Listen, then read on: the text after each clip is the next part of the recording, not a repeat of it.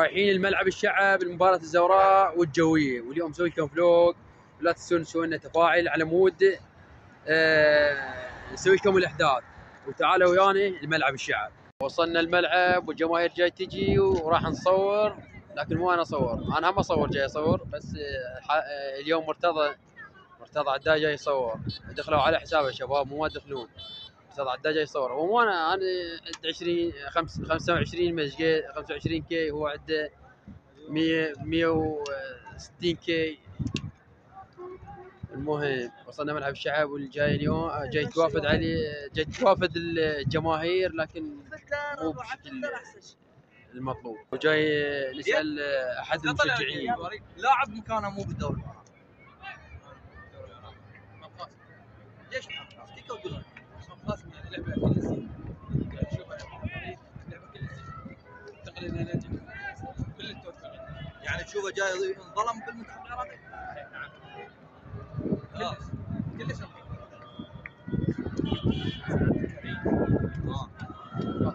فرحان يعني ذولا مظلومين. ما مظلوم احمد فرحان مو انسحب بس جته اصابه شويه، يعني صاب دقيقه صاب. ذولا مظلومين كلهم. نزل لي سعد عبد الامير. سعد عبد الامير كبير بالعمر، على عدنان كبير بالعمر. ذولا كذا نزل لي شباب. عبد الكريم محمد قاسم مو هو عنده سبب يقول لك انا عندي نفس المركز، عندي هواي لاعبين فما احتاج ذولا بالدوري. لا هسه قاعد تشوف كاس الخليج 26، كاس الخليج 25 جاي يشوف اللعب. اخذنا هذيك اللعبه 25، اخذنا البطوله كلها. ليش هاي طلع بكاس 26؟ ليش طلع لك؟ يقولون اكو يعني سبب الجمهور، يعني اصلا الفريق ما كان عنده دوري. كاس الخليج بالبصره كان جمهور. حاليا بالكويت لا طلع من اليمن. اي ليش طلع من اليمن؟ شباب مال مواس وهاي مال مواس ياخذوا حاله حال كاس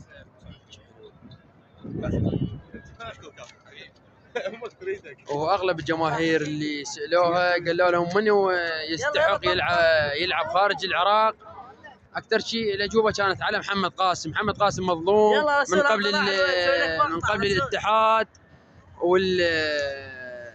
والمدرب كاساس. نطالب من كاساس وعدنان درجال، يونس محمود. الشعب العراقي وقف وياك، لا تنساه. شوف طفت الاضاءه.